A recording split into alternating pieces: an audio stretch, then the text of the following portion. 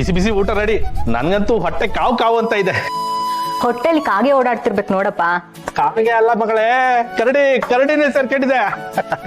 ಏನಮ್ಮ ಅಮೃತ, ಊರಿಗೆ ಮುಂಚೆ ಕೂತ್ಕೊಂಡ್ಬಿಟ್ಟಲ್ಲ.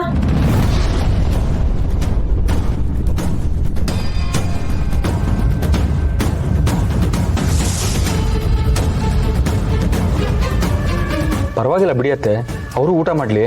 ನೀನ್ ಸುಮ್ನೆ ಇರು ಸಂಜೀವ, ಮೊದಲು ಎಲ್ರಿಗೂ ಬಡಿಸ್ಬೇಕು ತಾನೆ. ಏನಮ್ಮ ಅಮೃತ, ನಿಮ್ಮ ಅಪ್ಪ ಅಮ್ಮ ಅದನ್ನು ಕಲ್ಸಿಲ್ವೇನಮ್ಮ ನಿಂಗೆ? ಸಾರಿ ಆಂಟಿ, ನನಗೆ ಗೊತ್ತಾಗ್ಲಿಲ್ಲ. ಮನೇಲೆಲ್ಲ ನಾಗಿನೇ ಮಾಡೋದಲ್ವಾ.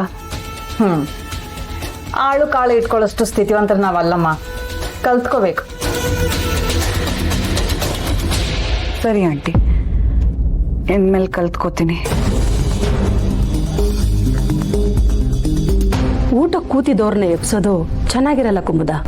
ನೀನ್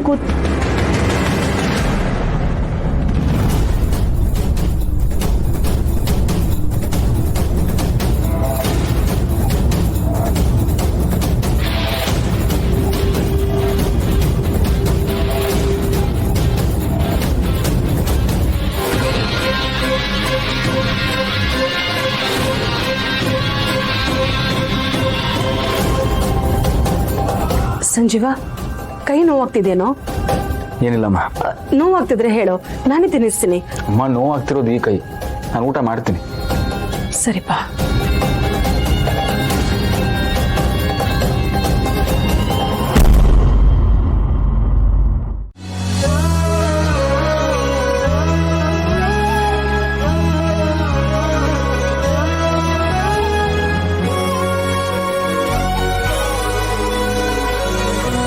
ಆದಿ, ಲಕ್ಷ್ಮಿ ಎಲ್ಲಿ ಹೋಗಿದ್ದೆ ಮಗಳೇ?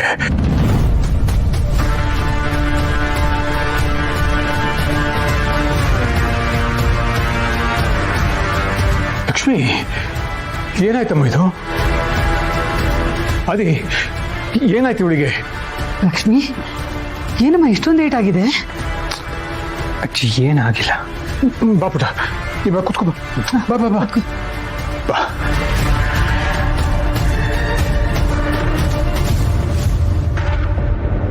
ಏನಾಯ್ತು ಮಗಳೇ? ತಾತ, ಅದು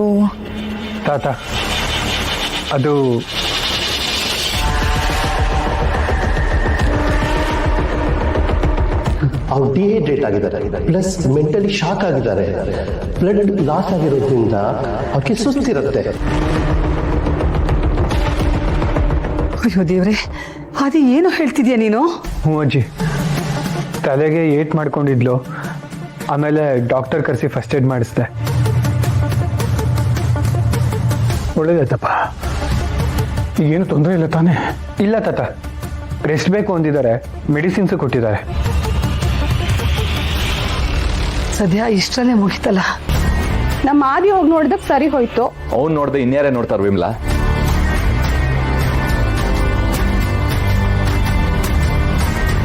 ಲಕ್ಷ್ಮಿ, ನೀನು ನಡಿಯಮ್ಮ, ಬಿಸಿ ಬಿಸಿಯಾಗಿ ಊಟ ಮಾಡಿ ಮಾತ್ರ ತಗೊಂಡು ಮಲ್ಕೊಳ್ಳಂತೆ. ಆದಿ, ಇವಳು ಕರ್ಕೊಂಡು ಹೋಗು. ನಿಮ್ಮ ತಾತ ಅವಳು ಬರೋವರೆಗೂ ಊಟನೂ ಮಾಡದೆ ಕಾಯ್ತಾ ಇದ್ರು.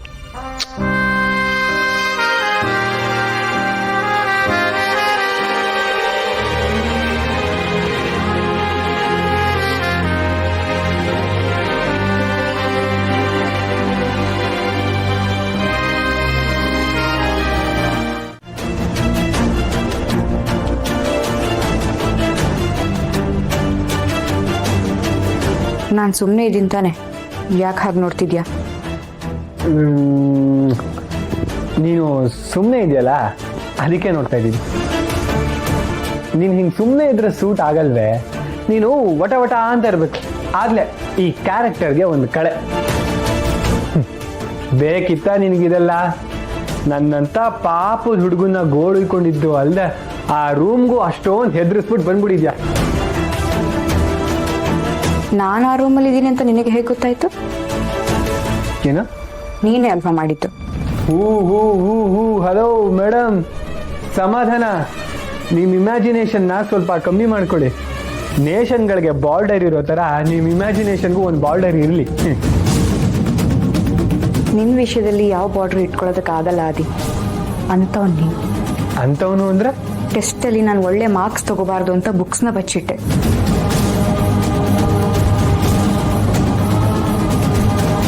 ಲೈಬ್ರರಿಲಿರೋ ಎಲ್ಲ ರೆಫರೆನ್ಸ್ ಬುಕ್ಸ್ನು ನೀನೇ ತಗೊಂಡು ಹೋದೆ.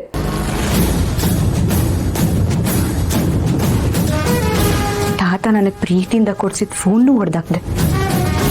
ನನ್ನ ರೂಮಲ್ಲಿರೋ ಕಸ ಕಡ್ಡಿನೆಲ್ಲ ಹೊರಗಡೆ ಬಿಸಾಕ್ತಾ ಇದ್ದೀನಿ. ನಾನು ರೂಮಲ್ಲಿ ಲಾಕ್ ಆದಾಗ ಹೊರಗಡೆ ನೀನು ಮಾತಾಡಿದ್ದನ್ನ ಕೇಳಿಸ್ಕೊಂಡೆ. ಇದನ್ನೆಲ್ಲ ನೀನೇ ಮಾಡಿದಲ್ವಾ?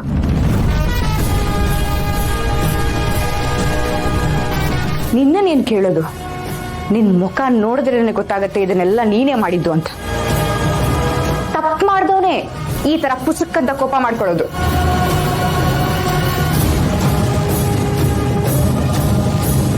ಹೌದು, ಕರೆಕ್ಟಾಗಿ ಹೇಳಿದೆ.